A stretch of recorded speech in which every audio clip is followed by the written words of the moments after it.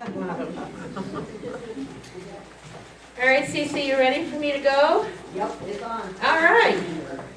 Okay. Hello, everybody. Thank you so much for coming. There's a little competition in the news today, so I feel very blessed that you all are here because you could kind of keep watching. A lot happening in our world. So again, my name is Michelle Witte. I'm the Executive Director of the League of Women Voters for the state of Minnesota. Those of you may not know, in the League, we are as old as this bank. I'm sitting back there. Since 1919, the League has been here for 104 years, doing things like this, just like this. We'll always have been there and we'll continue to be there, educating the community on the fundamental parts of our civics education, voting, encouraging everyone to register to vote. We are nonpartisan. We do not endorse nor oppose candidates or political parties, but we care about lots of things, lots of issues. The League, like many organizations, we study issues. Our members vote on issues and advocate for issues on the Capitol. And top of our list is any law that helps with being able to expand and to basically fulfill everyone's right to be able to vote and the integrity of our elections. So we're going to talk about all the great things that happened this session because there were many, but I also hope to answer questions and dispel myths that come out when there's a lot of change. Sometimes it's hard to keep up with it all. So I'm also counting on the fact that each of you will tell 10 friends about this and spread the word of all the things we're learning about. So in Minnesota, we have almost 2,300 members and 35 local leagues all around the state. So you guys are just have been here and really appreciate it. So, all right, we are going to start. First of all, I always like my little league slide. So how many of you in this room are league members, actually, just to get a sense? Okay, great, maybe half the room. So the league is essentially 104 years old now, but this picture on the left was the suffragists over there registering voters or working for the vote in 1918. And I always like this picture because here we are 100 years later, still doing the same thing. And I also like one of these banners from the suffragist era. All this comes of teaching girls to read because, getting educated is the first step to all the things we do. And being active in civic engagement is a great thing. So there we are, registering voters then, registering voters now. Again, we've been doing this a long time. The other thing we do a lot of is candidate forums. As you know here, that certainly the number one reason people don't vote is because they don't understand who the candidates are. They don't know what the issues are on the ballot, who are the candidates, what's happening, where do I go, what do I do, which is also why we have Vote 411. This is Voting Violet, our league llama. We have a little mascot during the voter season. And vote411.org is actually a national platform that the National League has, but here in the state it's all customized. We do every single election and ballot issue down to county coroner and special elections and all of that you'll find on vote411.org. It's very mobile friendly, but you can have access to your ballot, where do I vote, who are the candidates, and it's also fully bilingual. So we look forward to sharing that there's great information available right on your phone when you need it for how to vote. But today we're going to talk about what the heck happened in 2023, and how many of you in this room are election judges? Yes. Okay. Great. Wonderful. Wonderful. Glad you're here. Because you'll be hearing more of this about all the different things that are changing. It's kind of nice that these changes have happened when we don't right before a big election, so it gives time to find out what's going on. And so we're going to talk about a few things, and most of these things are in what we call House Resolution passage. We called it House File 3, was the big bill that most of these came through, strengthening the freedom to vote, protecting voters, protecting our democratic institutions, and empowering Minnesota voters. But the first big one, which actually stood alone, has been an objective of the League of Women Voters for the last 20 years. We've been working on what we call restoring the right to vote. So this means that now if people have left prison behind, they can vote. So they may still have probation, parole, or work release, but they can now cast their vote. Because when people come out of prison, they still, even though they may be on probation or parole, they're getting jobs, they're paying taxes, they're involved in their community. And we know that recidivism, even on the criminal justice side, is people really, when they can plug into their communities and be part of that, and the part of that decision making also helps their recovery and assimilation back in the community. And it's also what we've always stood for with the League, one person, one vote. So this has been a long time coming. When we first started advocating for it, it was totally bipartisan. And actually the majority of people who benefit are people who live in greater Minnesota. And so it isn't some urban left-wing bill. Sometimes people think of these things when that's one of the big questions I always get. This actually has always been a bipartisan movement that affects everybody in the state and people who have been affected within the criminal justice system. So there's about 55,000 Minnesotans who will now be able to vote. But we kind of assume it's probably almost double that because a lot of people who have had experience in the criminal justice system weren't really sure. Well, can I vote now? I'm not sure. So they haven't voted. And that's what we find, that many people might have been off paper or for 10 years, but they didn't know because the rules were kind of not clear. Now it's very clear. We advocated hard for what we call a clear, bright line. If you're not in prison, you can vote. And so, so that is a huge deal. And the other huge deal is automatic voter registration. So automatic voter registration is in 23 states. It's not controversial, but it has been something we've really worked for. And what this means is that, like right now in the state of Minnesota, we have what's called motor voter, which means if you go to change your license or do something, you can also request to register to vote. But this makes it so that you would be automatically registered to vote. And we figured it will really increase the voter registration by almost 400,000 people in Minnesota.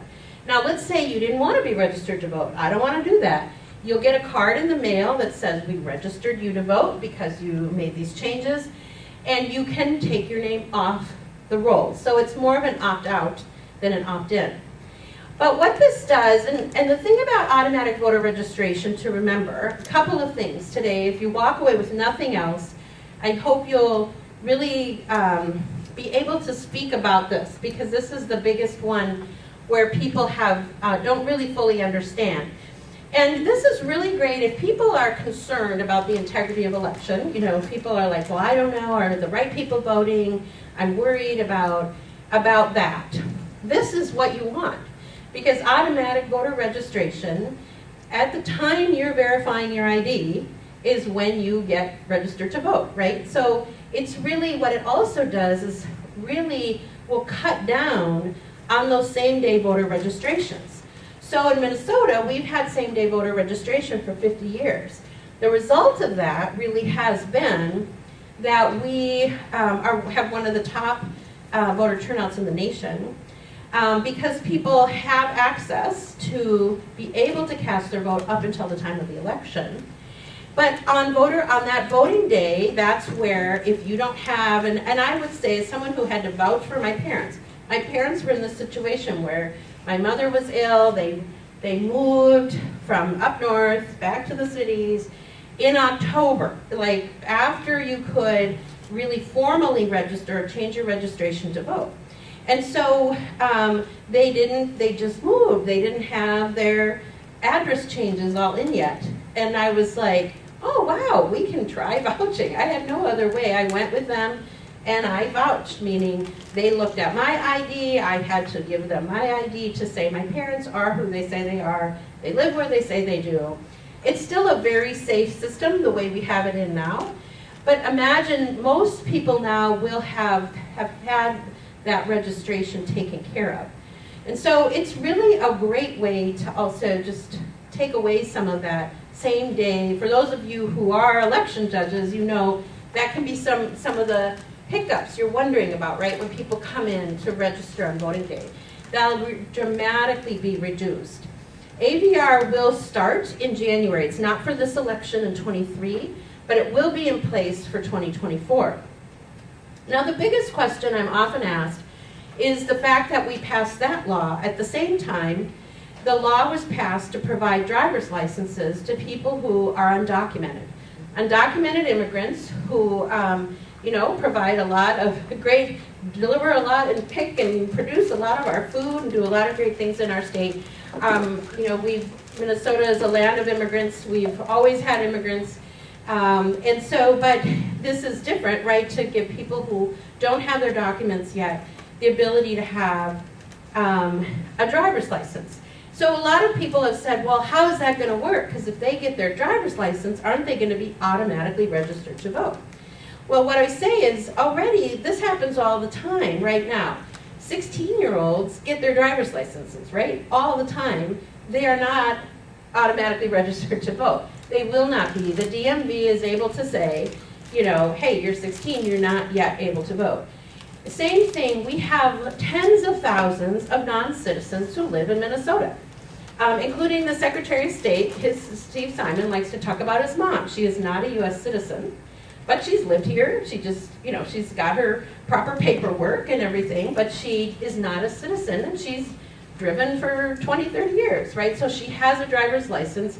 There are tens of thousands of people like that who live here and live here legally, and so this is something that we're used to doing. This is not unusual, and that's really something. It's the number one question that comes up, and I really want you to be able to take that away. Automatic voter registration, that people who now get their driver's licenses, who are immigrants but happen to not have all the proper paperwork, who are undocumented, who are working, paying taxes, and are driving now, a lot of them anyway, because they have to get to work illegally. Now they're doing it legally.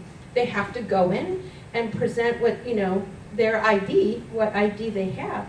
It makes it safer. It's much safer for them, it's safer for the community, but it's also much safer for voting to have that. And those distinctions we already make now. So when people say, all those undocumented immigrants are going to get their driver's licenses and be automatically registered to vote, they will not be. They are not now. And we already have that system in place. So at the same time, when people do register to vote, and that's kind of, for all of you who are election judges, and there are so many safeguards in place, but one of them is anytime we vote, when you go to vote, you're always certifying that you are who you say you are, and you live where you say you do, under threat of perjury. And for people who are undocumented, it's also for fear of deportation. So you also have to say, common sense wise, right? People are not going to want to face that kind of fear. So ADR is a huge success for us, but also for the system. It'll take a lot of pressure off of our county election officials eventually. They're all there's a lot to do right now, so they're feeling it. But any questions about those two? Because those are the two biggies that we've been advocating for a long time that will truly make it easier to vote here in Minnesota, as well as preserve voter integrity. Yes? So I don't understand the automatic part and how automatically happens when, and who is looking at the proof of citizenship? Yeah. So great question. So, and a lot of times too, Secretary Simon, we go with him lots of places, he'll say, well, I don't really like the automatic, because it sounds like there's a little fairy in the background, just doing this little dance, But what it means is at the time you go to update your driver's license or get a new driver's license, you are, putting all that information. Then it will it has that connection to the Secretary of State, just like you would now. If you register to vote online or you register to vote with a piece of paper, the same process will be used to assure that you are who you say you are. So when you register to vote now, people will often say, well, what about voter ID? We need to make sure everybody has voter ID. Well, everyone does have voter ID in the state of Minnesota at the time of registration. You have to produce either a driver's license or a social security number. And all of that is matched at the Secretary of State's office. And you're also given, when it comes to mail-in ballots, you are tied to a barcode. So when you if you want to get an absentee ballot and that ballot comes to your house, there's a barcode on that ballot. You know, people will say things like, why couldn't you just stuff a bunch of things in a ballot when they don't like drop boxes, for example, or something. It's like, you can't do that. You physically, those wouldn't be accepted, because every time an absentee ballot comes in to the Secretary of State's, it's matched against your ID. So the best time, what it does is add the efficiency. So imagine you're getting your driver's license, they're doing a check on your ID that you are. So it's just saying, rather than have to duplicate that, again, they're taking that status at that time, letting the Secretary of State's office, being able to have that interface with them to automatically get you registered to vote. Yeah? So what safeguards do you have built in? Somebody moves out of state, grandma dies. What's the safeguards? Yeah, so there's so many safeguards. So let me say a few things about that. And one of the things on our website, actually, at lwvmn.org, we have something called Elections 411, where we outline literally every step of the process. But when people are deceased, for example, when somebody dies, so it also happened to me, right? So my mom ended up dying in our home right before the election. She died, and she actually died after she voted.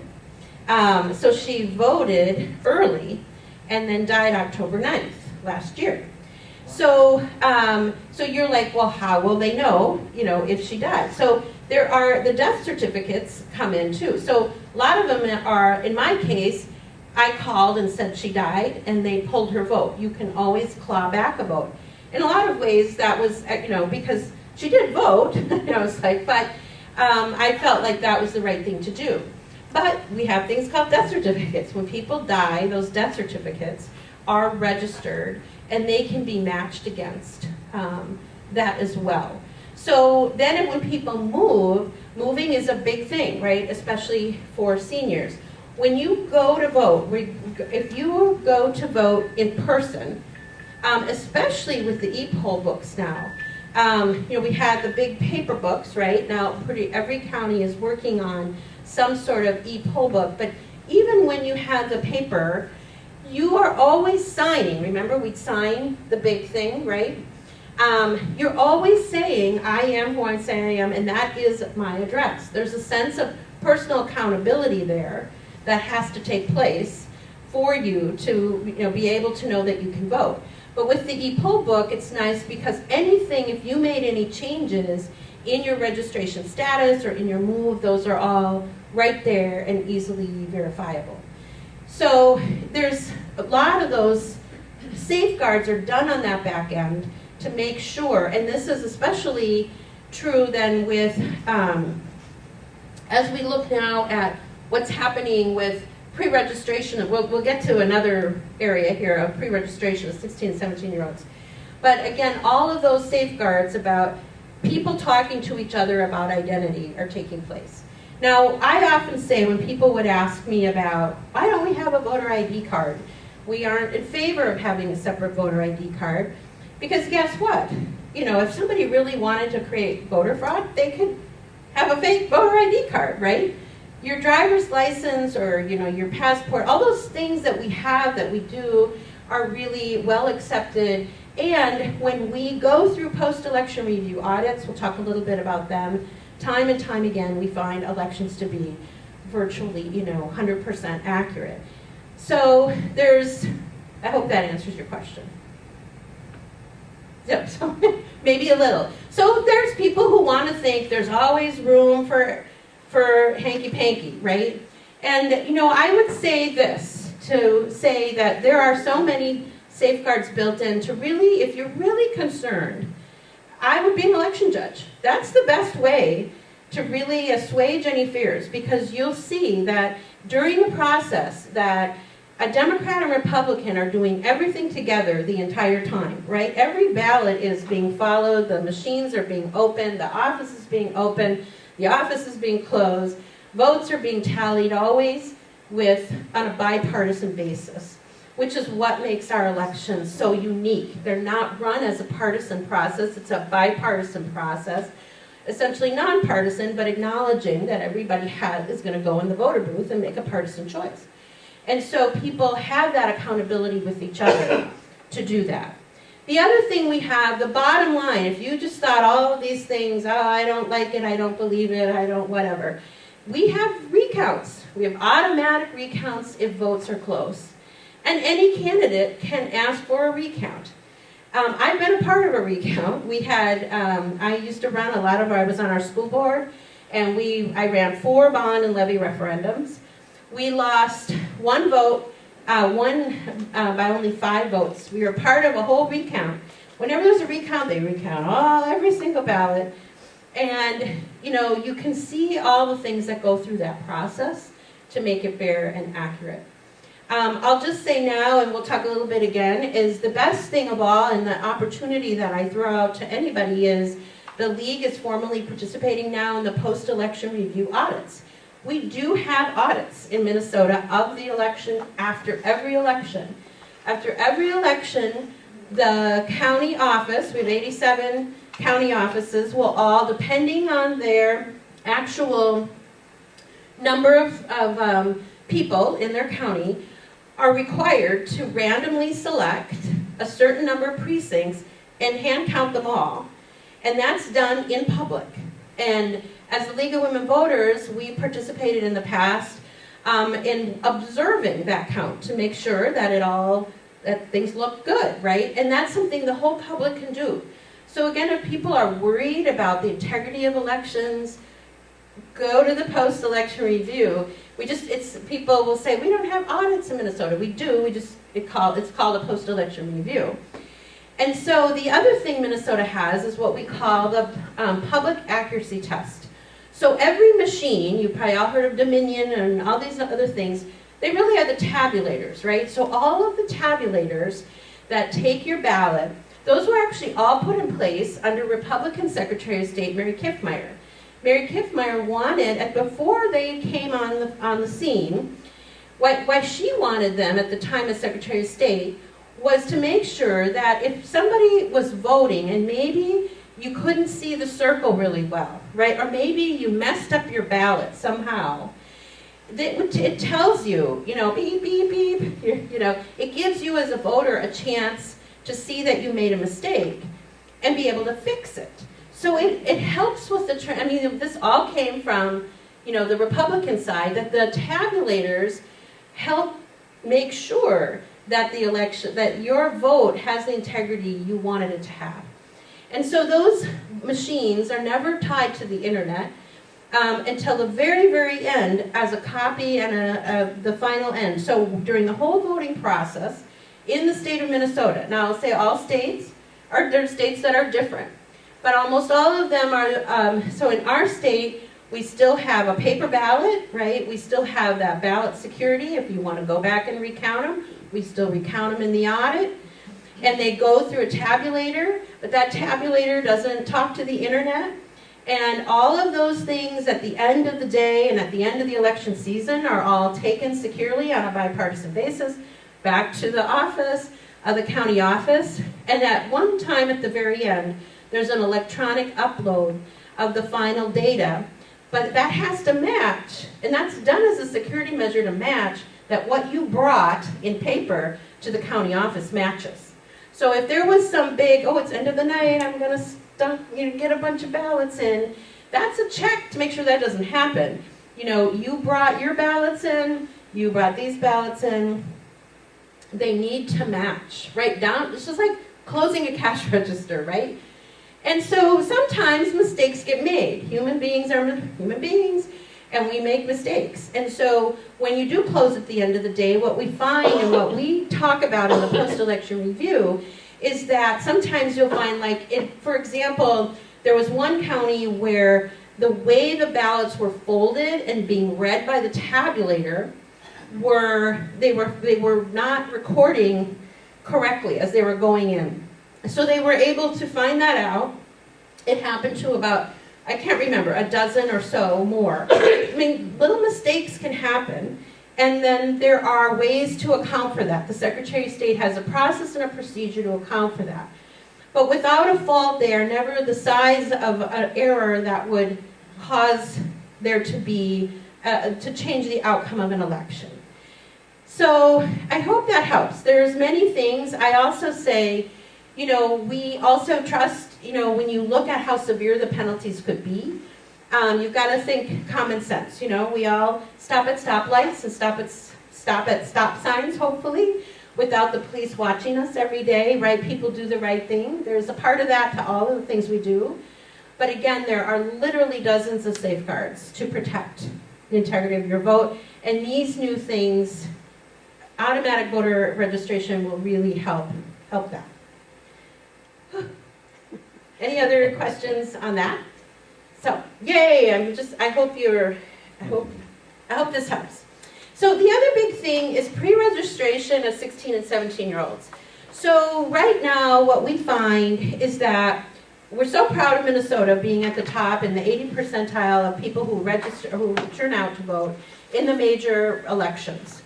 Of course, we're all, as a state, like every state, pathetic in local elections. So as a former school board official, I will say, vote in your local elections, people. They're just as important. But the pre-registration of 16 and 17-year-olds is really important because what we're finding is, while we have high turnout in Minnesota for young people, we're still the highest.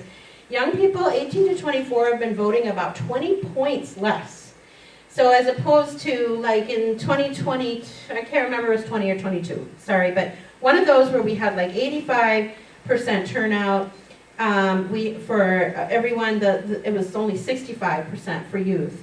And we now have a new civics bill requirement in the state of Minnesota that people have to get civics in their 11th or 12th grade.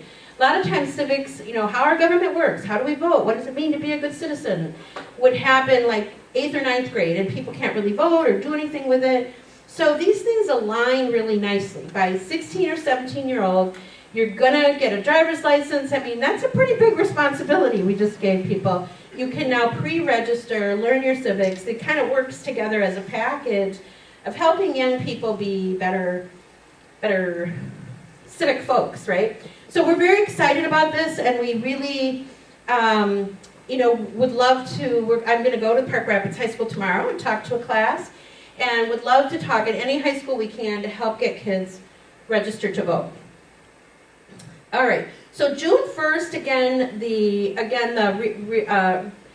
re-enfranchisement of people who've left prison behind, that's already started, pre-registration started. Automatic voter registration will start in 24. So this was the day of celebration. These were things we've been working for a long time. So there I am, with Secretary Simon and our Civic Engagement Director. We had a great day at the Capitol. And again, it was one of those things where, we all were putting our beans in for many years. And the thing I like to say about democracy often is, every right we enjoy today, whether it is to snowmobile somewhere or put our boat somewhere or whatever it is we like to do, somebody fought for that right? Everything we have. Somebody did that for you to have the rights. So we have to do the same thing for people coming up behind us. We may not always see it, right? Women tried to get the right to vote for 72 years before it happened. Susan B. Anthony and all those names you learned in high school, they were all dead by the time 1920 came along. So I'll often say to kids in high school, well, how many of you would say yes to be part of something that wasn't going to happen for 72 years? Mm-hmm. No one wants to do that. But it is essentially what democracy has always required of us. So anyway, we got to celebrate once in a while too. So I'm going to just kind of click through some of these others. I think this is a really good one, the permanent absentee voter list. If you remember, in 2022 and 2020, a lot of times we get things in our mail. It looks like it's almost a ballot, like it's the absentee ballot. If you remember, that you get something, it says, apply for your absentee ballot, and it was parties or candidates or groups trying to encourage you to get your absentee ballot. They aren't real ballots, but they're another way of getting your absentee ballot. It was very confusing for people. They're like, wait, somebody just sent me, an absentee ballot, and I didn't request it. So now the laws are that, number one, people can't do that. People can't send out to you things to help you complete, or to do your absentee ballot. But also, if you're like, I don't want to go out and vote anymore. I just want to vote from home. forever. You can say, put me on that list, because right now you have to ask for that every election. And it's a big source of confusion, especially for seniors. So this is a great way, a great way to do that. The other piece, well, some of these are, there's a little minutia, but the thing I handed out tells you the statute, the rationale, and all of that too. If you want to know more about any of them, I'm skipping over. Yeah, and Just a follow-up question. So when you mentioned earlier that death certificates get registered, then that would obviously take a person off of that permanent absentee vote list, I suppose. yeah, there's a whole process, and I don't know exactly what it is, but I know there is, like the way people find out, it's just like, you know, again, having a mother who died recently, I'm always like, how did these people know that, right? Because there are a variety of agencies that are notified when you have a death certificate pulled. So, you know, could there be a few people that slip through any crack? There probably could be, but that isn't really, you know, again, going to affect the entire voting system. Yeah. I was just thinking that perhaps someone has not yet passed, but they've been put into like an Alzheimer's unit or something like that. Is that taken into consideration in the, or does a caretaker have to take a proactive step to do that? Well, it would be the way it would be is you're never, in the state of Minnesota, you're never going to get a ballot sent to you. I mean, unless you live in some of these small towns. So some of you, as you know, there are, I think, like 34 townships or so in Minnesota that are so small, they actually do the mail-in ballot. Is that here? Mm-hmm. So they're so small that they just do it that way because it's too hard to run a whole election, right? But when the way it is that people still, when those are sent, they're tied to you. And if somebody is not capable, the most secure way of all is to vote through the mail, because you have a barcode attached to you, it's attached to your identity. Again, you can track that sucker, you know, right through, right? So that's why I'm always like, why people say, oh, I don't want mail-in balloting. That's the most secure way you can, because you can always track a ballot to that individual very directly. But if you had somebody in your family who had Alzheimer's or whatever, they wouldn't be capable of voting, and you wouldn't, you know, they wouldn't be able to vote. If someone falsifies that, you know, that would be fraud, and you would hope that people don't do that, but you can't, you know, again, that would be not done on a massive level. I mean, unless you know, that's the piece of that there are some of those points, again, where you are then committing voter fraud at that point. So in other words, it would be proactive on the caretaker's part that would have to take care of it. Right, I mean, so they wouldn't, I would say it like, yeah. they could take you off, but just because you're registered to vote doesn't mean you are voting or will vote, right? So at the time that you would vote, if that makes sense. So just because somebody has Alzheimer's, they might be registered, it might be nice to take them off the rolls, but presumably those people are not going to vote either, or not be able to vote. And so at our, when you, yeah, that makes sense? Yeah. Yeah. I mean, there are always little wiggle things, which have, again, like any system we have, you know, anyone can falsify an ID at any time, right? Unfortunately, people can do things no matter where we are, what we do. But again, if anyone ever felt there was concern that there was some mass, like when elections are automatically, like in our case, 18 vote difference, we had, when we went to, and the other side sued because we had a vote no, but it was so close, we had a free recount, right? They didn't like those results, so we recounted again. So we recounted twice. We ended up winning by 5 votes, but it wasn't fraud, it was trying to determine the intention of a voter, right? So if sometimes there have been groups that say, we want to go back to hand count every single ballot. I'm telling you, that is like the least accurate thing you can possibly do. As was recognized when Mary Kiffmeyer and the Republicans put the tabulators in, because it's really hard to say, you know, we're sitting there for hours. Did they mean to circle that? But it looks like they erased it. Did they mean to do this? And there are always going to be these little things. But again, the system worked, right? Right, so there was an automatic recount, the other side didn't like it, they were able to ask for another recount.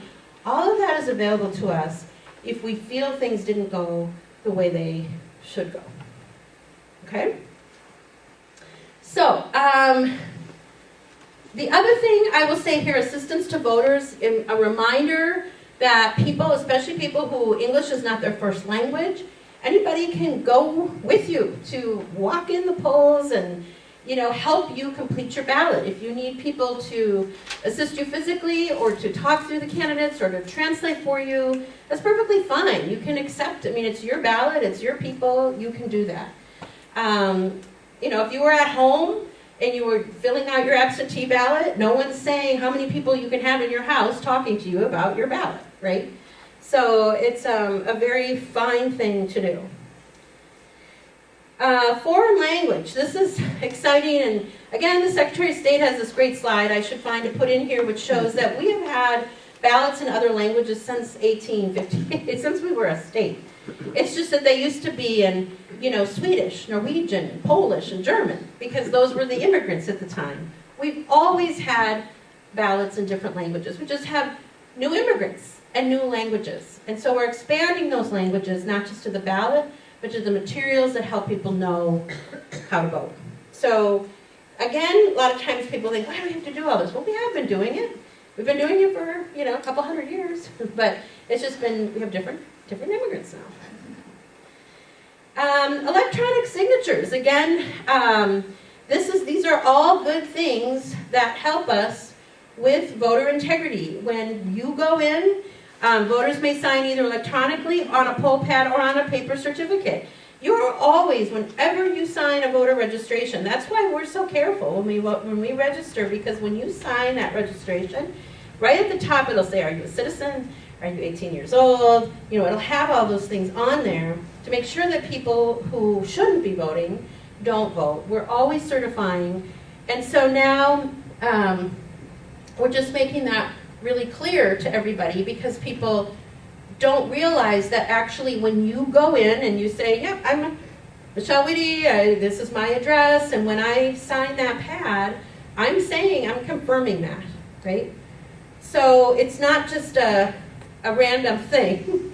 It is a way of securing the integrity of the system. So, all right. So hours, you'll see more hours to be open. Early voting, part of it is giving more time for the ballots to come in and be counted.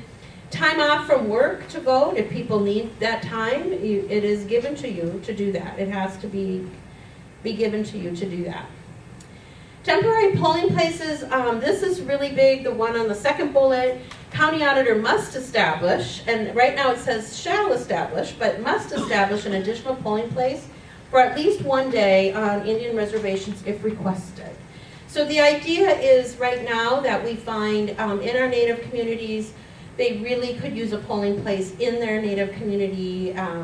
And this really says to the auditor, because sometimes we hear in certain counties they're just not getting the attention they need, that you need to provide them that polling place to make it easy to vote. Okay, as we wind down here, so protecting voters, protecting voter officials. So this is really about, again, protecting all the people who work for us, who are our wonderful election officials, who are working very hard, right, to just make it available to all of us to vote.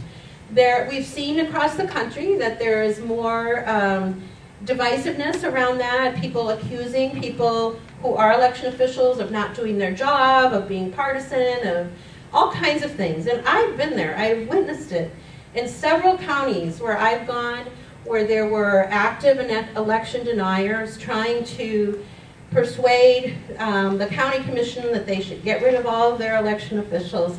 I've had people come up to me just in tears that they really feel that intimidation.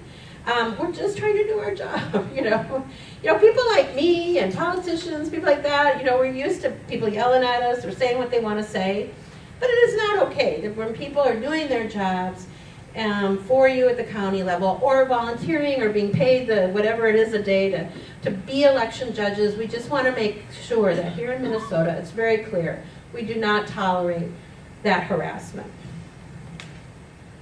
Protecting our polling places, there's lots of things here that I could go into, but I'm going to keep moving along. But these are very good. These are also good. I will say the state canvassing board, the state canvassing board is required to declare the candidates duly elected who receive the highest number of votes for each federal state office voted on in more than one county.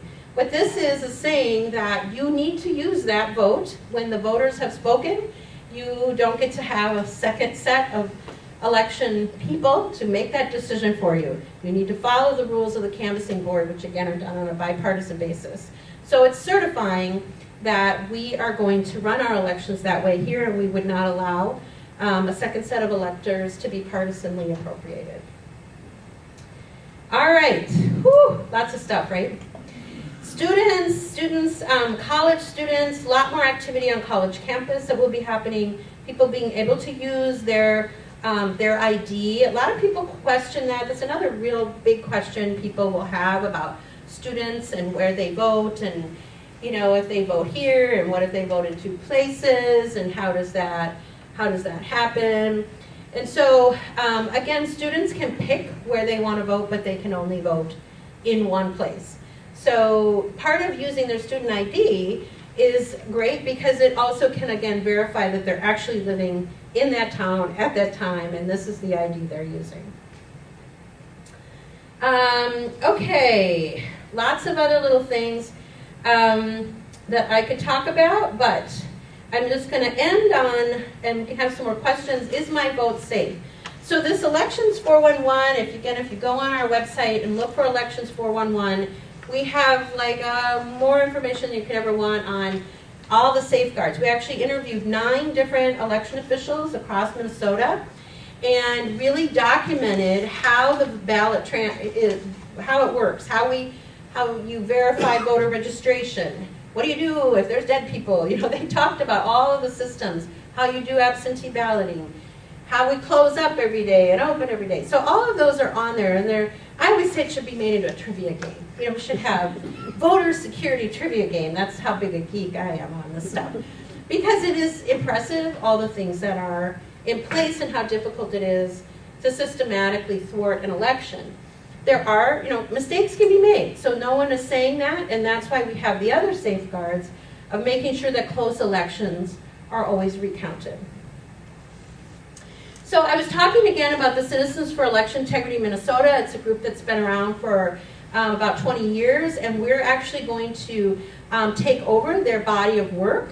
So we will next year be asking you, and you'll go, oh, I want to do that. I just know you're going to say that. You want to go to Hubbard County and or any other county around here that you might live in and help us witness the post-election review audit. They were very popular last year. In 2022, we did go to 10 counties where there was a lot of people who were election deniers. I'll just call them that, people who didn't believe in the integrity of our elections. So they were able to be there and witness the recounting, ask their questions, and it was great. A lot of people really said, oh, I get it now, I understand it better. So it's just great to learn how everything works. So last, Vote 411, this is the homepage of our website. And our website is now just hooked up for voter service season. You can go right to our website to register to vote, verify your registration, watch candidate forums, our Vote 411. You can also click on to learn how to vote in person, like where do I go, what are my rights, what do I do, or to figure out how to stuff your absentee ballot together with all those envelopes. How our elections work, all those election law changes, we handed some of those out, are also on our website. Also that we have a link to the Secretary of State's voting fact sheet. Several of you might have picked some of those up for the top 4 laws that we have back there, but they keep creating more and more information. So there's a lot of special circumstances, right?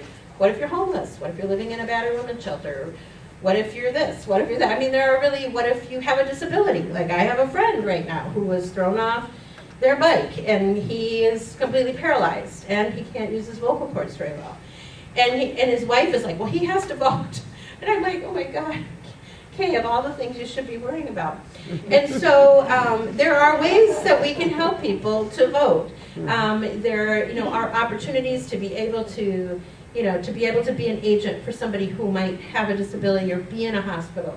So all of those things are on the Secretary of State's website. And lastly, get involved. Of course, we love it. This is why the League is here, to help people to get connected. We will be joining our county voter engagement teams. If you're not a member of the League, and if you are a member of the League, but you could sign up to say, yeah, I want to help you find a high school, for example, to get into, or I want to help be part of that post-election review. We'd love to know about you. Okay, so to conclude, here's the big thing, you guys. Voting, the 24 season starts in January. I mean, that's kind of daunting, right?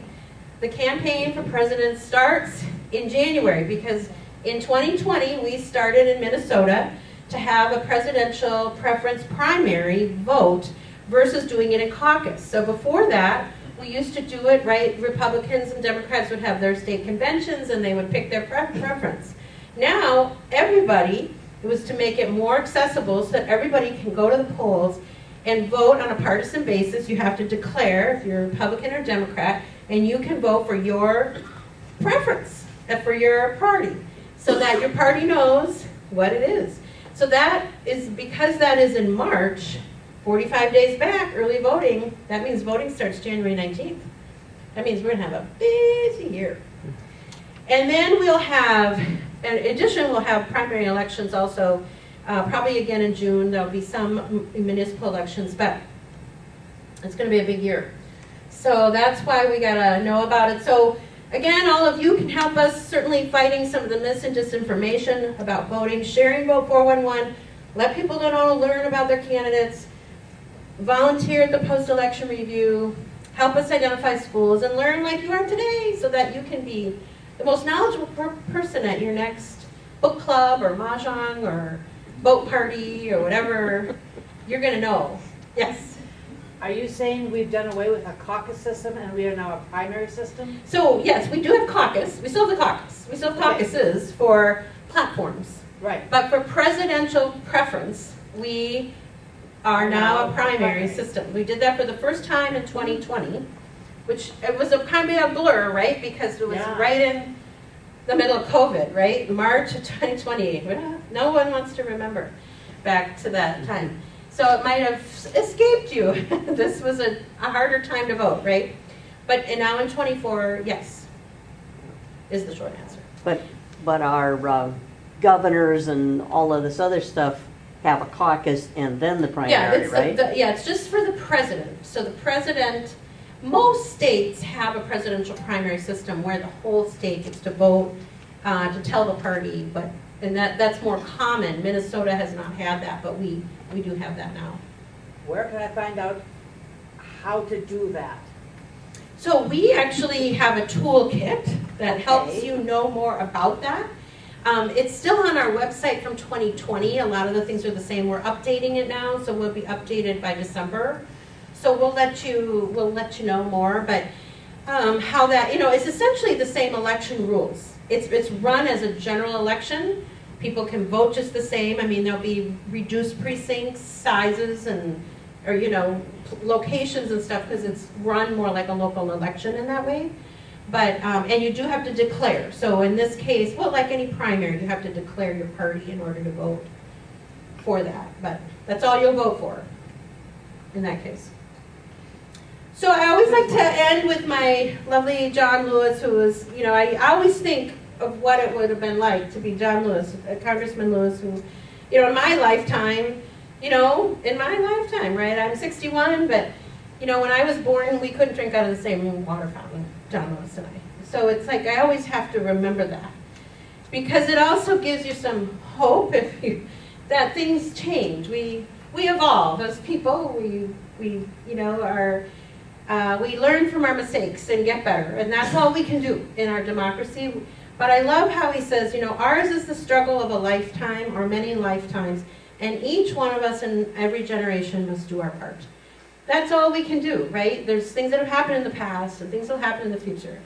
It's hard, and we have 2 wars going on right now, and lots of things happening, and it's very easy to get just very discouraged. Regardless of your party or your feelings or your issues, you know, they can be some tough times, but there have been tough times before, and we've always been there, and we need to keep doing what we do. The election judges encourage everyone to vote regardless of their party, and make sure that people use that right. More than ever, it'll be easier for people to use their right because of the changes we've made in this legislative session. So we hope that you will encourage all of your neighbors to vote. There you go. Woohoo! Thank you, Michelle, and we're so happy that she was able to come over in this beautiful Love it, fall day Love it. and things. For those of you that are here, our League of Women Voters in Park Rapids, if you have a small group that have questions about the election, if you would like to invite us to your book club or the Lions or the Rotary, I'm going to the Rotary You're tomorrow. going to the Here in Rotary Park Rapids, tomorrow, and things like that. We can provide a speaker, and we can, you know, hijack her nice Yeah, absolutely. PowerPoint since she I'll hijack organized them. it. But we also can show you on the website how to use the Vote 411 and things like that, and how to figure out this presidential primary and that. But we're here to answer voting questions. That's our job during the election year. So please, give us a call, email us, get in touch with those of us that are members, and we're here to serve this community. And I'm still around if you have other questions you didn't want to ask, so feel free to come up. Thanks, everybody.